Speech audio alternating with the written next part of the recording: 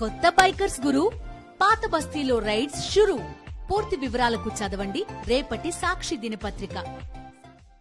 Child pornography కేసులో supreme court చారిత్రాత్మక తీర్పు వెలువరించింది. చైల్డ్ పోర్నోగ్రఫీ చూడటం, డౌన్లోడ్ చేసుకోవటం పోక్సో చట్టం కింద నేరమేనని స్పష్టం చేసింది. ఈ మేరకు మద్రాస్ హైకోర్టు ఇచ్చిన తీర్పును పక్కన పెట్టింది సర్వోన్నత న్యాయస్థానం.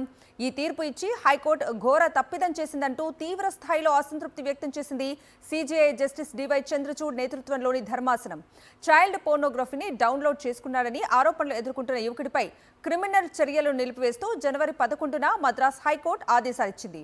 ఈ తీర్పును సవాలు చేస్తూ దాఖలైన పిటిషన్లపై సుప్రీంకోర్టు తాజా తీర్పు వెలువరించింది. ఆ యువకుడిపై క్రిమినల్ చర్యలు పునరుద్ధరించాలని ఆదేశించింది.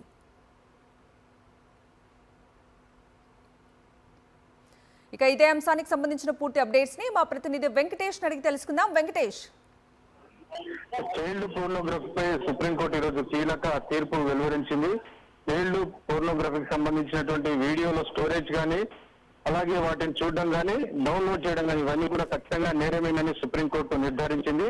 గతంలో ఈ అంశంపై మద్రాస్ హైకోర్టు ఇచ్చినటువంటి తీర్పును కొట్టివేసింది. మద్రాస్ హైకోర్టు ఈ విషయంలో తప్పిదానికి పాల్పడింది. ఇది ఘోరమైనటువంటి ఒక తప్పుడు నిర్ణయం వెలువరించిందని కూడా సుప్రీంకోర్టు న్యాయస్థానం అభిప్రాయపడినటువంటి పరిస్థితి. ఈ నేపథ్యంలో ఈ చైల్డ్ పోర్నోగ్రఫీకి సంబంధించినటువంటి వీడియోలు కలిగి ఉన్నటువంటి యువకుడి పైన యథావిధిగా క్రిమినల్ చర్యలు పునరుద్ధరించాలని, ఆ మేరకు క్రిమినల్ యాక్ట్ ప్రకారం వారికి సంబంధించినటువంటి చర్యలు తీసుకోవాలని కూడా సుప్రీంకోర్టు ఆదేశాలు జారీ చేసింది. సో పోక్సో చట్టంలో దీనికి సంబంధించినటువంటి ఒక క్లియర్ కట్ మార్గదర్శకాలు ఉన్నాయి. సో ఆ నేపథ్యంలో సెక్షన్ 15 ప్రకారం ఖచ్చితంగా ఈ చైల్డ్ పోర్నోగ్రఫీ సంబంధించినటువంటి వీడియోలో స్టోరేజ్ ఉండడం కానీ, లేకుంటే వీటిని డౌన్లోడ్ చేయడం కానీ ఖచ్చితంగా నేరమే అనేది ప్రధానంగా చెప్పారు. అలాగే ట్రాన్స్మిట్ చేసేటువంటి ఉద్దేశం లేకపోయినప్పటికీ వాటిని చూడడం, కలిగి ఉండడం, స్టోరేజ్ కలిగి ఉండడం కూడా నేరమని స్పష్టం చేసింది. Okay Venkatesh, thank you.